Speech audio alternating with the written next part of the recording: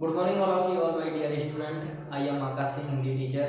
तो देखिए, आज हम बात करने वाले हैं क्लास फोर्थ चैप्टर सेकंड, और चैप्टर सेकंड का नाम है बेटा वर्ड एवं वर्णमाला। ठीक है, तो आज इस चैप्टर में हम वर्ण विचार यानी वर्णों के बारे में और वर्णमाला के बारे में ये पढ़ने वाले हैं। तो देखिए, पाठ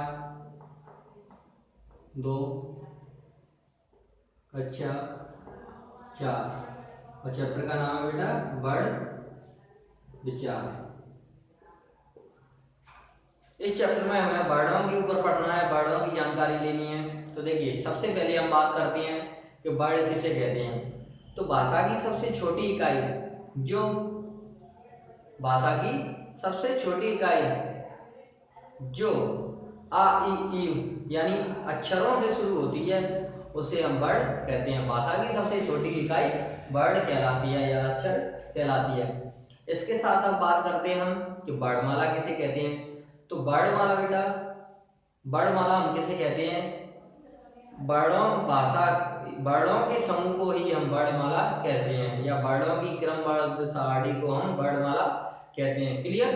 तो दो क्लियर हो गए ना हमारे। पहला, वर्ण किसे कहते हैं, तो भाषा की सबसे छोटी इकाई वर्ण कहलाती है। अब कहते हैं वर्णमाला। तो वर्णमाला किसे कहते हैं?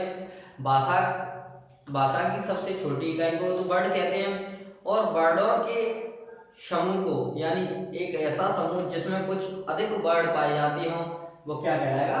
वर्णमाला कहलाएगा। अब बात करते हैं कि वर्ण होते कितने प्रकार के हैं, इनके कितने भेद होते हैं। अब भेद पढ़ेंगे हम। तो देखिए, भेद होते हैं इसके दो। नंबर 1 स्वर, नंबर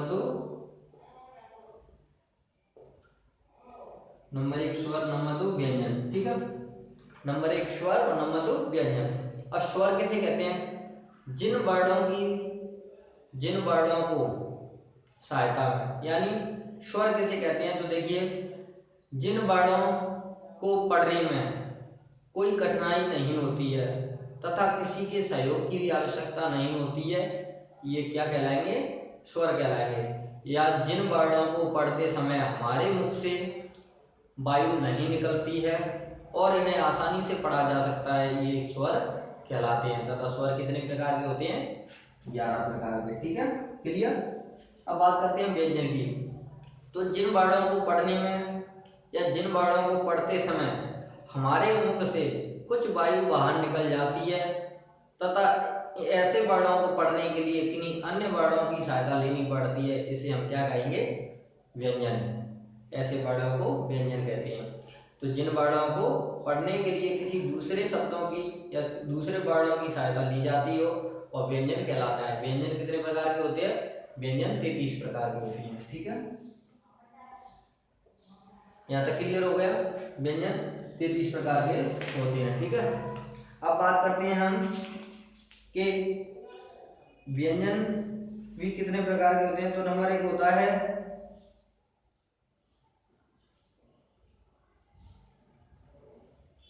ये व्यंजन 33 प्रकार के होते हैं, ये मैंने आप लोगों को बता ही दिया है। अब यहां से आगे देखते हैं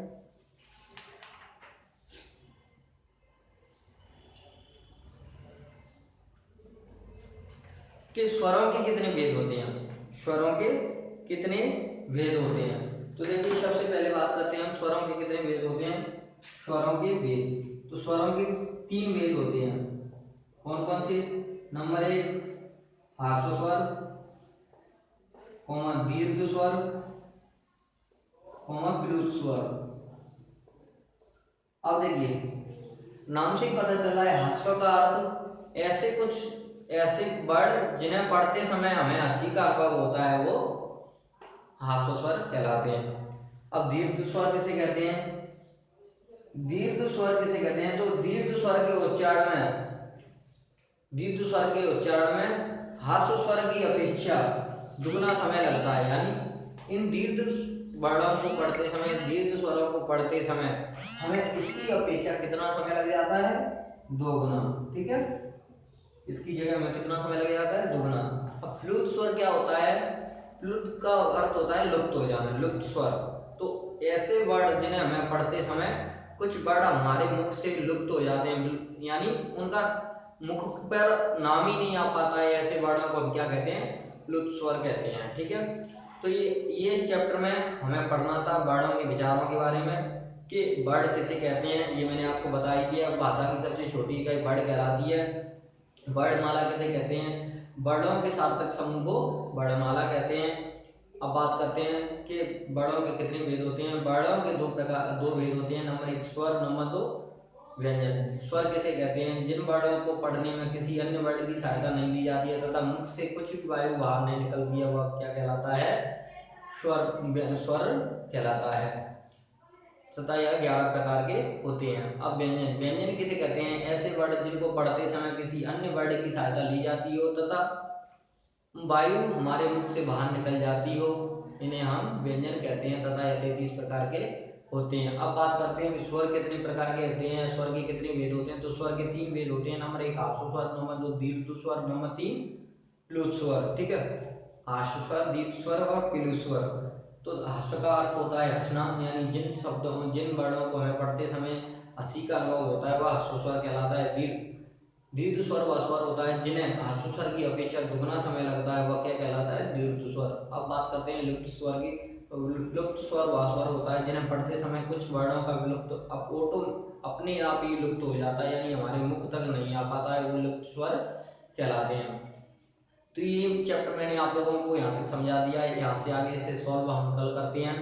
तो आप सभी स्टूडेंट इसे अच्छे तरीके से 1 टाइम रीड करेंगे और 1 टाइम इसकी राइटिंग करेंगे। ठीक है, और मैं सभी छात्रों से या जो भी मेरी वीडियो को देख रहा हूँ उनसे मैं सभी से आग्रह करना चाहूँगा, निवेदन करना चाहूँगा कि प्लीज़ मेरी वीडियो को लाइक करें तथा एक कमेंट भी करें जिसमें पूछें कि आपको कहाँ क्या परेशानी आ रही है, तथा मेरे साथ साथ मेरे चैनल को भी सब्सक्राइब कर लें ताकि आने वाली वीडियो आपको मिलती रहेगी।